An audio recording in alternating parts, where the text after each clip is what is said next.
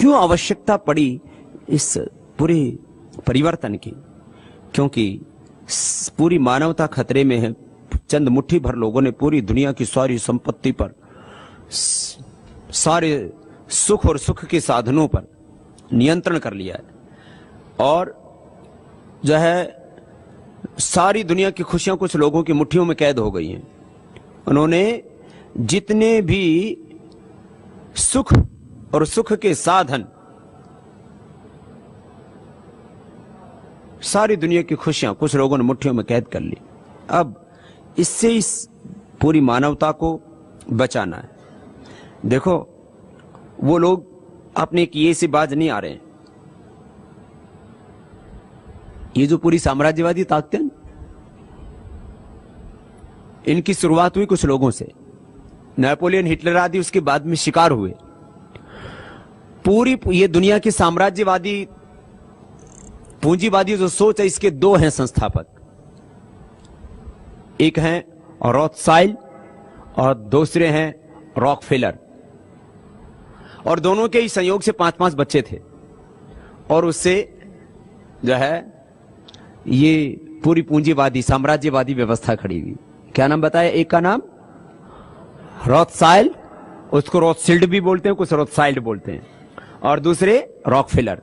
Rockefeller America में पैदा हुआ, यह 18वीं शताब्दी की देन है, और 17वीं शताब्दी के बीच में ये रॉथसाइल्ड पैदा हुआ।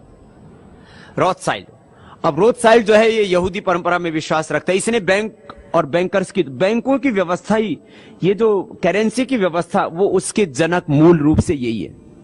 बैंक और बैंकर्स, ये पूरा जो सिस्टम, जो पूरी दुनिया की सारी संपत्ति कहां जाती है? अंततोगत्वा बैंकों में जाती है और जो है सोने में जाती है।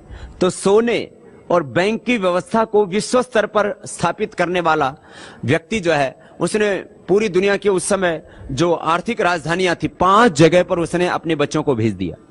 और उसका सबसे बड़ा बच्चा तो बहुत ही शातिर था। माने इस व्यक्ति ने जिंदगी में शातिर पने के अलावा कभी कुछ भी नहीं किया, खाली यही तिकड़म कि सारी दुनिया के फिर जो ताकतवर लोग हैं उनके सारी संपत्ति को अपने यहां बैंक में कैसे लाया जाए और उन बैंकों से फिर पूरी दुनिया को कैसे चलाया जाए। माने आप देखो, नेपोलियन और हिटलर से लेकर के और पूरी दुनिया में दो ही तो, एक तो पश्चिम का जो पूंजीवाद हम जिसको बोलते हैं, और एक जो साम्यवाद। साम्यवाद को भी फाइनेंस इसी इन्होंने किया, दो व्यक्तियों ने। साम्यवाद को और जो है पूंजीवाद को, दोनों को फाइनेंस किया। किसने? रॉथसाइल्ड ने और रॉकफेलर ने। और ये पूरी दुनिया ऐसे खड़ी हो गई। अब मैं इसलिए इस बात को दूसरे अर्थ में कहता हूं, वो पूंजीवादी लोग, वो आज तक भी करीब 300 साल हो गए, 400 साल हो गए, 300-400 सालों से उनकी गति में कोई फर्क नहीं पड़ा है। वो अपनी पूरी ताकत से वैसे बढ़ रहे हैं। और जो हम अध्यात्मवादी, राष्ट्रवादी, मानवतावादी सोच के लोग हैं, वो थक जाते हैं, हार जाते हैं, बैठ जाते हैं, हम कहते हैं हम कुछ भी नहीं कर सकते। माने 1% लोग, और 1% में मैं ज्यादा कह रहा हूं, 0.01% लोग, और उसमें भी यदि मैं कुछ और टॉप लोगों की बात करूं तो जो है अंगुलियों पर गिन लो, इतने से लोग, वो जो है अपने उस शातिरपने से बाज नहीं आ रहे। वो जो अपनी कुत्सित प्रवृत्ति है, उनकी जो मनोवृत्ति है, मैं बार बार कहता हूं ना, हमारा जो संघर्ष है, ये जो है, ये किसी व्यक्ति के खिलाफ नहीं, ये जो एक लालच की जो प्रवृत्ति है, जो सोच है, उसके खिलाफ। हमने कहा व्यक्तिगत जीवन में आदर्श माना तप को, भद्रम इच्छन्त ऋषयः सर्वविदः तपो दीक्षाम उपनिषेदुरग्रे ततो राष्ट्रम बलम ओजस्स जातम।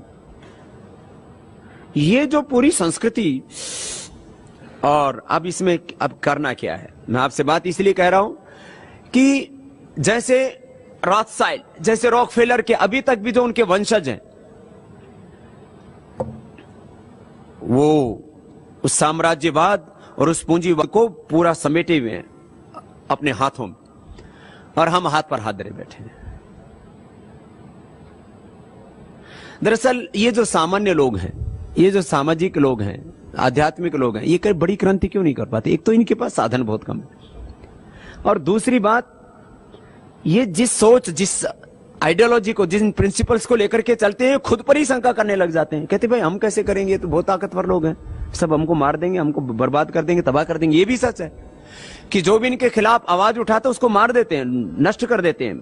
ये तो पूरी दुनिया में इनके षड्यंत्र हैं, जिसको मैं इस बार जो है 9 अगस्त की पत्रक में भी जोड़ा है, पत्रिका में भी लिखा है, वैश्विक षड्यंत्र, राजनीतिक, आर्थिक, नैतिक, सामाजिक षड्यंत्र करते हैं, धार्मिक षड्यंत्र भी करते हैं। ये जो 5 बड़े षड्यंत्र पूरी दुनिया में चलते हैं, आर्थिक षड्यंत्र, राजनीतिक षड्यंत्र, नैतिक षड्यंत्र,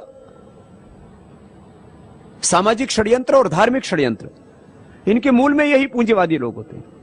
ये ऐसे पूरी दुनिया को चलाते पर्दे के पीछे रह करके, जैसे भगवान अदृश्य होकर के चला रहा है, ऐसे ये भोगवाद को अदृश्य होकर के चलाते हैं पीछे से। उफ।